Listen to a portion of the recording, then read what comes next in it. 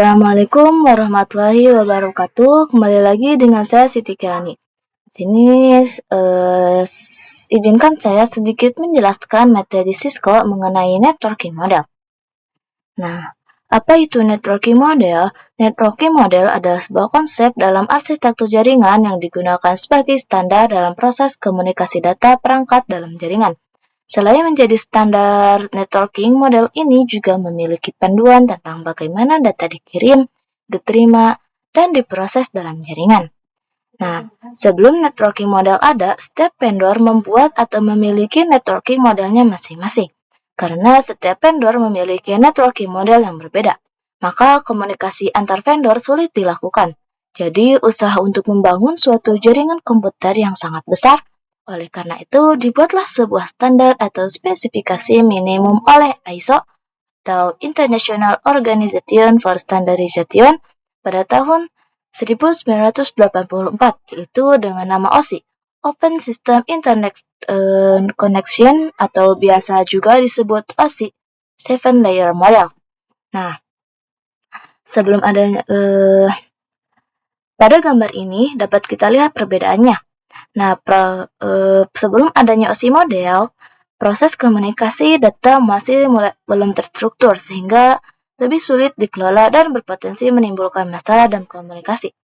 Nah, setelah OSI model diterapkan, proses komunikasi menjadi lebih teratur karena dibagi menjadi 7 lapisan, yaitu application, presentation, session, transport, network, data link, dan physical. Dengan pembagian tersebut, proses pengiriman data menjadi lebih mudah dipahami, lebih efisien, dan lebih terorganisir. Nah, saat ini terdapat dua model jaringan yang paling dikenal, yaitu OSI model dan TCP/IP model. OSI model umumnya digunakan sebagai acuan pembelajaran karena strukturnya lebih lengkap dan mudah dipahami. Sementara itu, TCP/IP model lebih banyak digunakan dalam implementasi jaringan modern karena lebih sederhana dan sesuai dengan kebutuhan internet saat ini. Nah, OSI model dikembangkan oleh International Organization for Standardization atau ISO sebagai kerangka kerja untuk menghubungkan sistem yang berbeda dalam jaringan. OSI model memecah proses komunikasi menjadi 7 lapisan, dari fisik hingga aplikasi, untuk memberikan standar komunikasi yang konsisten. Keduanya memiliki tujuan yang sama, yaitu mengatur komunikasi data agar perangkat dari berbagai vendor dapat berkomunikasi dengan baik. Jadi dapat disimpulkan bahwa networking model merupakan standar yang sangat penting dalam dunia jaringan komputer karena membuat komunikasi data menjadi lebih mudah, lebih efisien, dan dapat digunakan oleh berbagai perangkat yang berbeda. Nah, selanjutnya kita akan membahas TCP/IP model. TCP/IP atau Transmission Control Protocol atau Internet Protocol merupakan kumpulan protokol yang menjadi dasar komunikasi di internet. Model ini dikembangkan oleh United States Department of Defense atau DoD yang dirancang lebih sederhana dibandingkan OSI model. Pada awalnya, TCP/IP terdiri dari 4 layer, yaitu ada application, transport, internet, dan network access.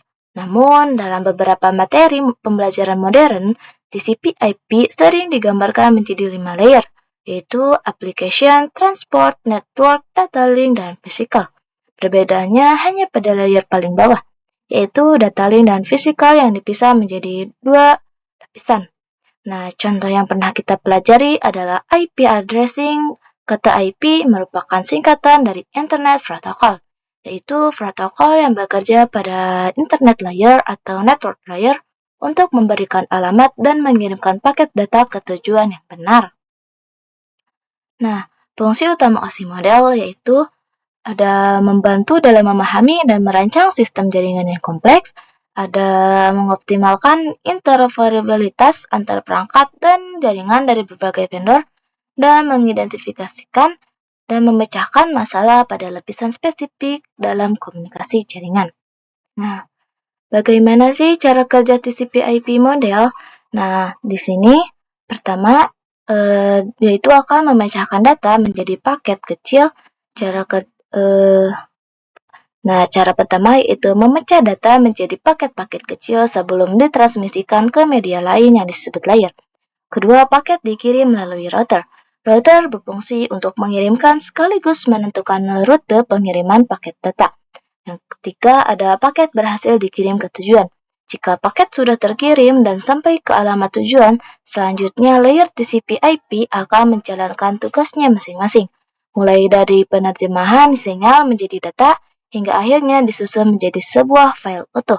Sebagai contohnya, saat kita mengirim sebuah file kepada teman kita, nah file tersebut tidak akan dikirim sekaligus. File akan dipecah menjadi beberapa bagian paket kecil dikirim melalui jaringan, lalu disusun kembali menjadi file yang sama seperti aslinya ketika sudah sampai di perangkat si penerimanya. Jika diibaratkan dalam kehidupan sehari-hari, proses ini seperti mengirim paket melalui jasa ekspedisi. Barang akan dikemas, diberi alamat tujuan, dikirim melalui jalur tertentu, kemudian diterima dan dibuka oleh penerima dalam kondisi utuh.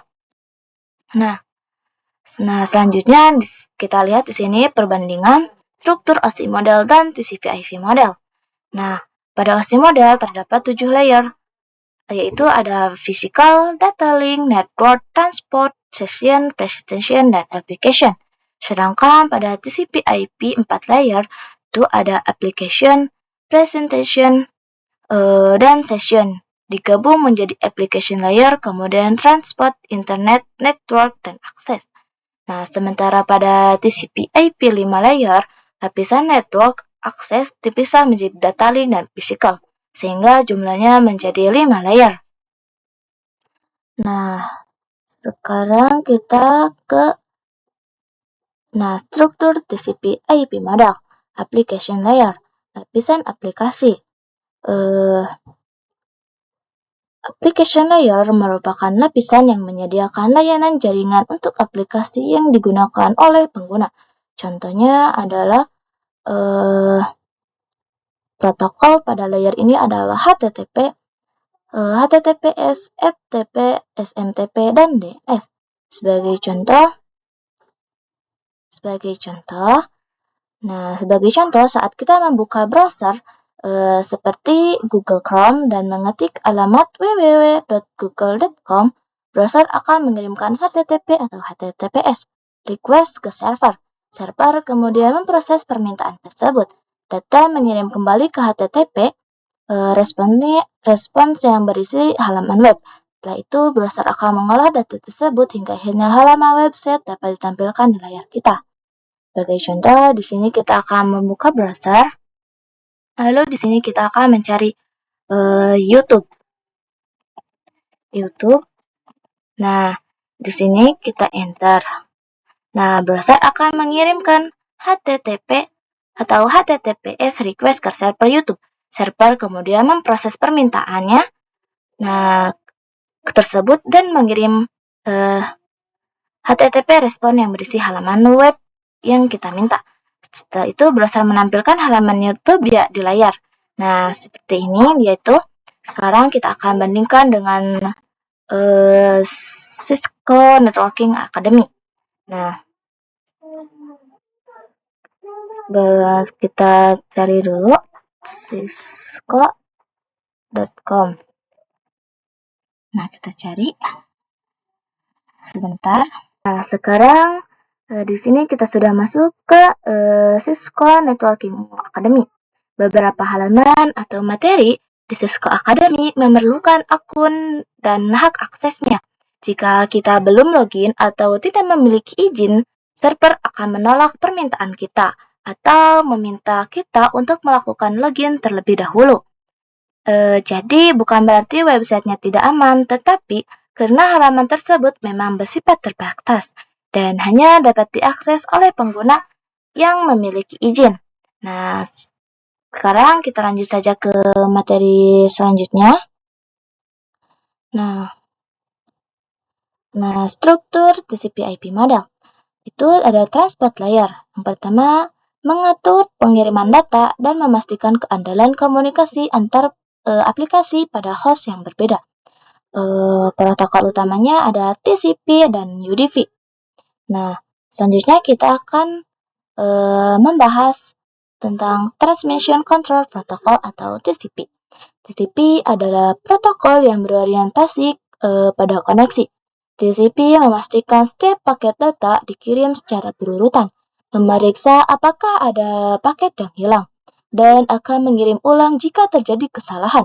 Oleh karena itu, TCP lebih andal dan cocok digunakan untuk aktivitas seperti membuka website, mengirim email, atau mengunduh file. Kekurangannya adalah prosesnya sedikit lebih lambat karena harus melakukan pengecekan.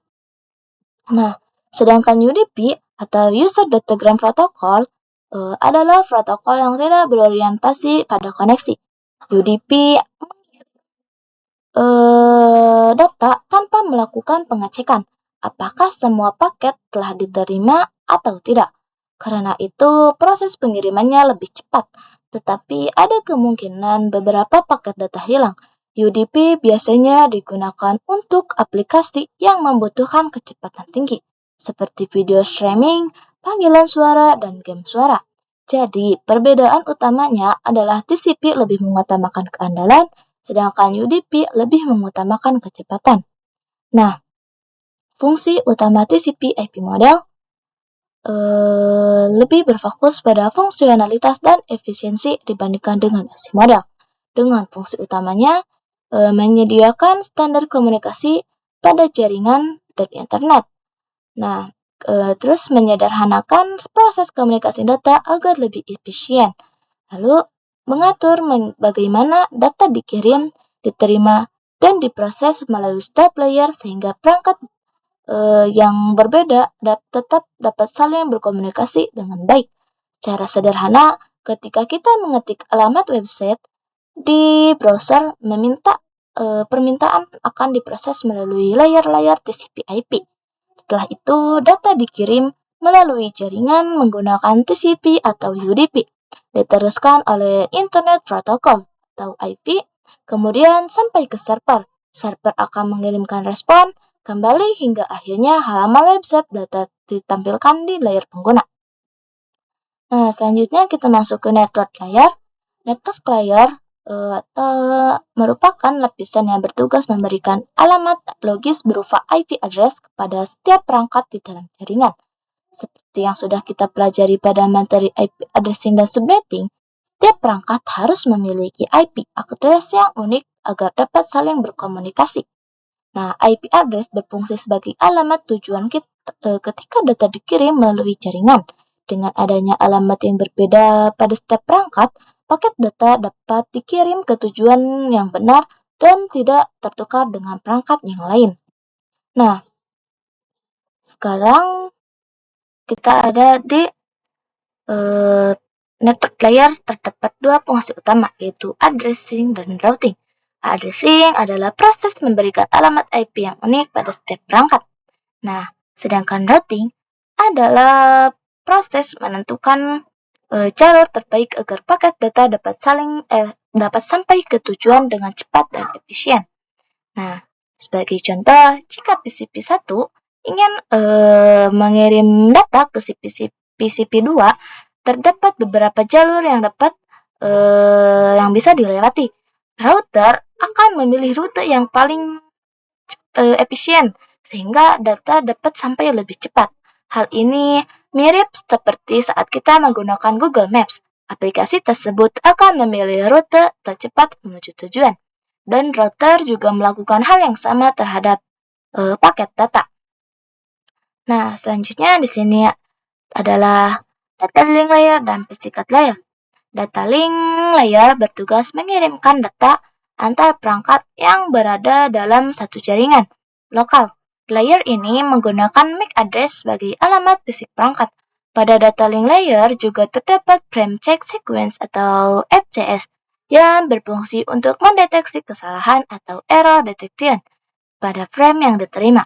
Jika ditemukan kesalahan, layer ini hanya mendeteksinya, sedangkan proses pengirim ulang biasanya ditangani oleh protokol lain, seperti TCP. Sedangkan physical layer adalah lapisan paling bawah yang berhubungan langsung dengan media fisik jaringan, seperti kabel UTV, konektor RJ45, fiber optik, maupun sinyal nirkabel.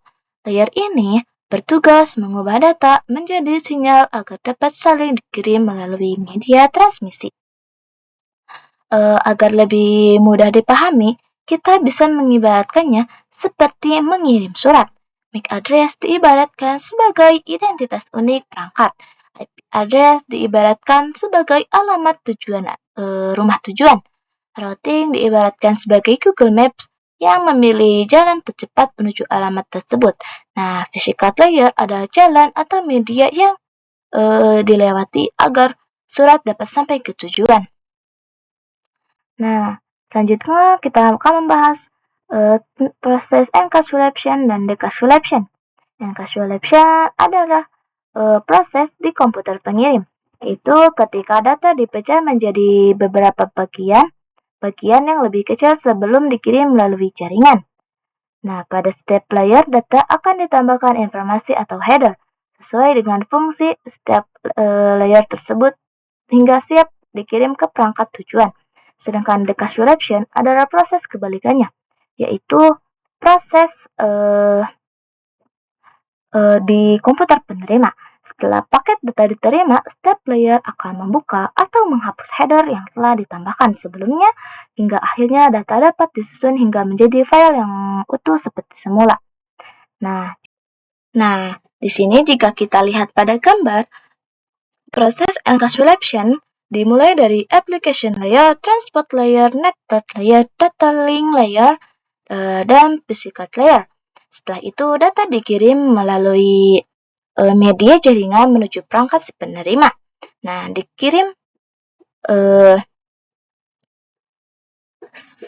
di sisi penerima terjadi proses decapsulation, yaitu dimulai dari physical layer, data link, network layer, transport layer, kemudian kembali lagi ke application layer. Hingga setelah semua proses selesai, data dapat digunakan oleh si pengguna. Pada proses encapsulation, awalnya hanya terdapat data. Kemudian pada transport layer, ditambahkan TCP header sehingga menjadi segmen. Selanjutnya pada network layer ditambahkan IP header sehingga menjadi paket. Lalu setelah itu pada data link layer ditambahkan frame header dan trailer hingga menjadi frame. Terakhir, pada physical layer, frame diubah menjadi sinyal dan dikirim melalui media jaringan. Ketika data sampai di perangkat tujuan, proses decapsulation dilakukan secara terbalik. Header dan trailer dibuka satu persatu hingga akhirnya kembali menjadi data yang utuh dan siap digunakan. Nah, berdasarkan proses tersebut, terdapat beberapa istilah penamaan data pada setiap layer, yaitu di transport layer disebut dengan segmen, nah di network layer disebut paket, dan dari data link disebut frame, dan pada physical layer data dikirim dalam bentuk bit. Nah, di sini ada contohnya yaitu yang tadinya. Nah, sama-sama juga ini nama pesannya. Nah, kalau yang ini encapsulation dan decapsulation. Nah, mungkin cukup sekian dari saya pembahasan materi mengenai networking model. Maaf bila ada salahnya dalam pengucapan kata atau penyampaian materinya. Cukup sekian dari saya. Wassalamualaikum warahmatullahi wabarakatuh.